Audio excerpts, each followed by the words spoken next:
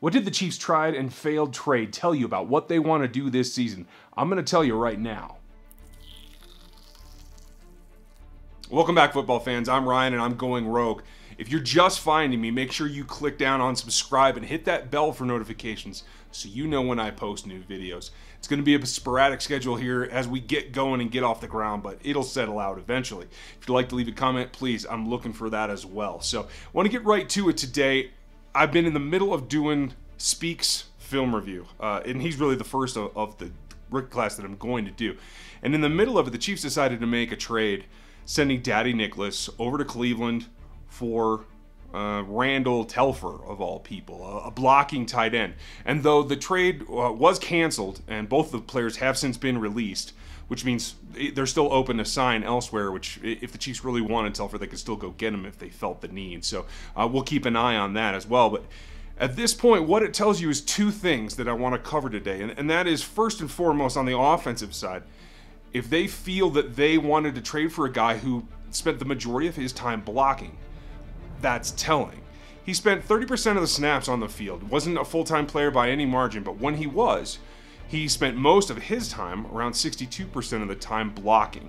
And the vast majority of that was on the running game. So it tells me that the influence of Eric Bieniemy is starting to come through, and that maybe they see the option to run as one that they can use to better effect in 2018 than they have in the past. It doesn't mean that they're going to go hog wild and be a run-first team, but it does tell you that they're taking some steps to try and shore up their running game in order to sustain drives, maybe close out games if you feel like Patrick Mahomes can get you up to a lead.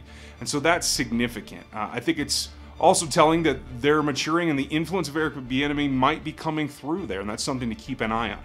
Hopefully Anthony Sherman gets more touches as well. But if you would like, I want to know what you guys think of that particular move, even though it didn't go through, and tell me. Hit down in the comments and leave yours there, and let's have a conversation about what you think that means for this team.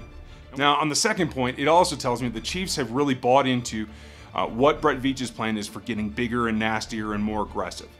They're looking to get huge, even bigger and badder than Tamba Hali, whose number they actually gave away at the rookie minicamp. But it tells me that they are into the power game.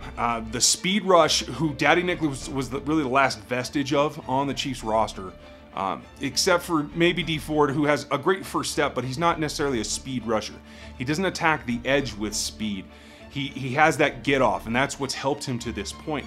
And still has the ability to be a decent rusher, but the only true speed rusher on this team was Dadi Nicolas. And now that they're without him and we're willing to move on, tells you something about what they're trying to do with their front seven, even beyond what we heard when they drafted Speaks, rather than some of the other guys that you would think would be more in the field for doing a speed rush or being that kind of a tweener that can get anything done and have a few tricks up his sleeve.